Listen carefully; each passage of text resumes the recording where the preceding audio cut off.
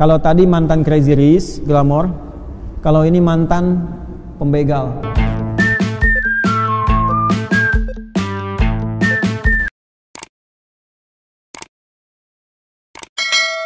Maaf, ini saya sedikit minta waktu ya, 10 menit ya, supaya selesai. Dan ini memang penting saya sampaikan. Kalau tadi mantan Crazy Rich, glamor. Kalau ini mantan pembegal, perampok, spesialis rampok jalan. Ya, jadi bajing loncat yang sekarang pembegal jalan, dia nasabnya udah ada dari dulu. Spesialis ini, dan sudah dikenal. Kalau sebut Fudel, udah. Belum tentu orang mau lewat rute ke situ. Ya, ini rutenya di daerah antara Abu Warda dan Sijris waktu itu, arah ke Baghdad. Ya, orang udah tahu. Jadi kalau mau lewat ke situ, itu Fudel, disebut Fudel itu udah itu nggak aman, kafilah-kafilah itu nggak ada yang mau lewat. Apa yang terjadi? Ini yang saya mau katakan nih. Ternyata pedagang ada 3 kafilah berangkat memutuskan tetap kita harus lewat rute itu karena itu yang paling akan dilalui. Ya, nah ini nasab dia nanti ya. Ini salah satu ijazah bagi sopir-sopir truk yang lewat kadang dipalak preman gitu kan.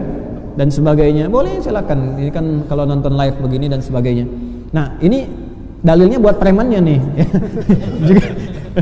juga buat sopir-sopirnya, ijazahnya nih, ijazah sanad dia nih. Maka di antara yang kafilah itu, rombongan pebisnis pedagang itu ada 3 orang soleh mengatakan begini, kita tetap lewat.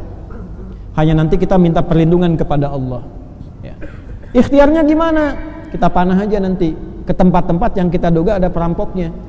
Kalau kira-kira ada konfirmasi suara, kena atau apa, aman kita lewat. Kalau nggak ada konfirmasi, kita balik lagi. Artinya apa? Panah kita meleset katanya. Ikutnya kita yang kena. Itu unik itu ya. Kalau Anda baca kisah orang-orang soleh itu bagus-bagus dulu tuh. Ya. Maka apa yang terjadi? Mereka memutuskan berangkat lewat rute itu antara Sijris dengan Abu Warda.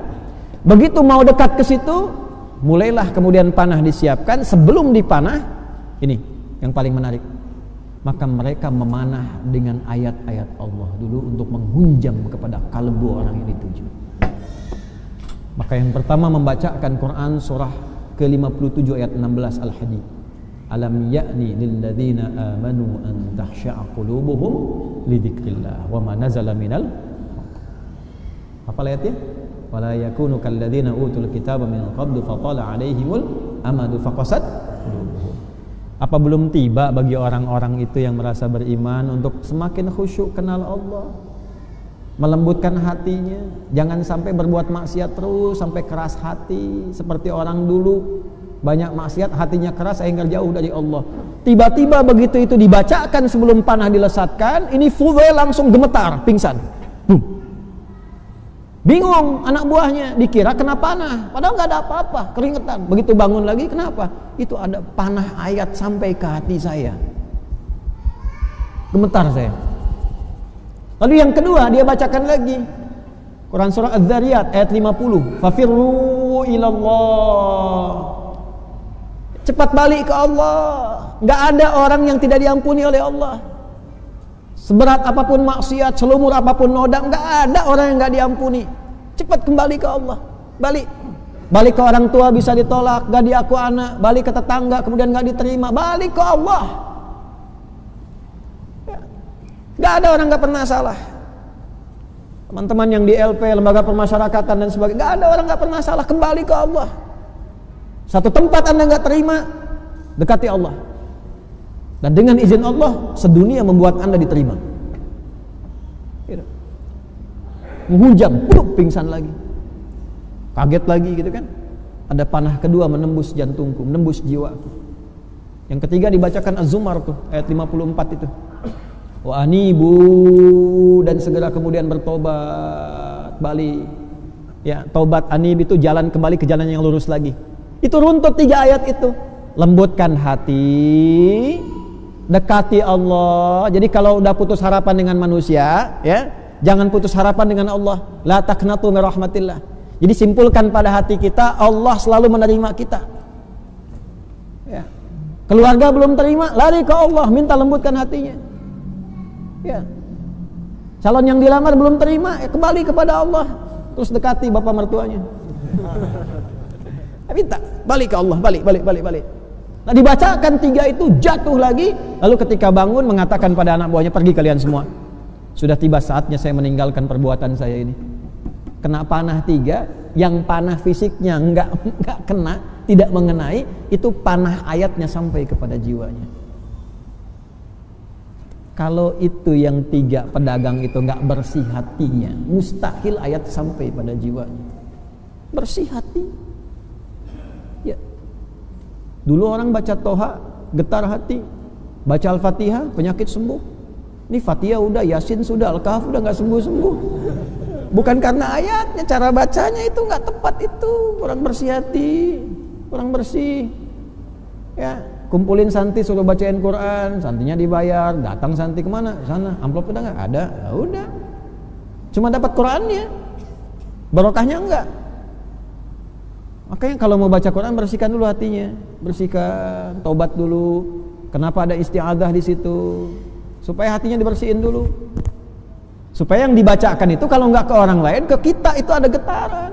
Allah itu Pak Ibu maha baik. Ya, Anda itu banyak salah. Terus mau ngaji, baru wudu, tenang, buka Quran, keluar ayat sesuai dengan kebutuhan kita. Kok bisa ayatnya sama begitu? Itu kurang baik apa Allah itu? Nah, sehingga Fudail dari peristiwa itu memutuskan pensiun tuh. Ini preman pensiun sudah ada dari dulu. Bayar royalti tuh ke Fudail tuh. Ya. Selesai pensiun, memutuskan untuk mendekati Allah. Datang ke Mekah tadi. Datang ke Madinah, ibadah aja di situ. Yang paling menarik tiba-tiba apa? Khalifah presiden pada waktu itu Harun ar-Rasyid mimpi, dalam mimpinya diarahkan untuk ke Fudail. Ya, ada kalimat dalam mimpinya. Ya, ada hambaku yang telah mendekat kepadaku namanya Fudail bin Iyad, temukan dia. Dalam mimpinya. Presiden mimpi, dalam mimpinya diarahkan kepada mantan preman, Anda bayangkan. Mantan begal, mantan perampok. Berubah jadi orang baik. Tiba-tiba apa yang terjadi? Ternyata beliau sudah berubah jadi baik, jadi soleh, sampai meninggalkan tempat di situ yang viral sebagai perampok ke tempat lain yang dekat dengan Allah. Masyarakat akhirnya memviralkan dia sebagai seorang hamba yang sangat dekat dengan Allah. Ini ahli ibadah, ini ahli gini. Tapi beliau mengasingkan diri. Kalau sudah viral begitu, pindah ke tempat lain yang nggak kenal, dekati Allah. Terus mengatakan pada dirinya, Yalmusi, pendosa, kamu ini disebut orang soleh, padahal kamu ini banyak salah. Kamu ini disebut pintar, padahal kamu banyak bodohnya. Itu viral sekali itu. Kalau ulama-ulama kita yang punya nasab ini nyambung tuh. Ya, kamu dikiranya banyak amalnya, dermawan, padahal kamu itu masih pelit. Ke dalam dirinya begitu terus. Kamu maunya ngajar, ya, kelihatannya ikhlas, padahal kamu itu pengen kelihatan orang, pengen populer, pengen macam-macam dan sebagainya.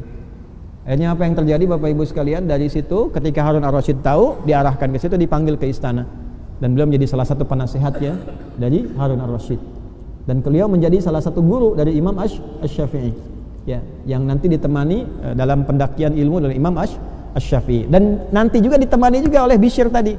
Karena Bishr kan lahir 179, ini wafat 187. Bishr al-Hafi itu dalam masa beliau muda-mudanya itu pernah bersamaan waktu dengan ini, tapi belum sempat ngaji yang benar. Karena kan tadi jalur hidupnya beda. Inilah Fudail. Tak peduli latar belakang kita Anda apa. Mungkin Anda kalau tobatnya benar-benar bagus, baik, ya insya Allah besok jadi ulama. Lebih baik daripada kami yang mengajar saat ini. Kalau bukan Anda anaknya, kalau bukan anak Anda cucunya, bismillah, doa.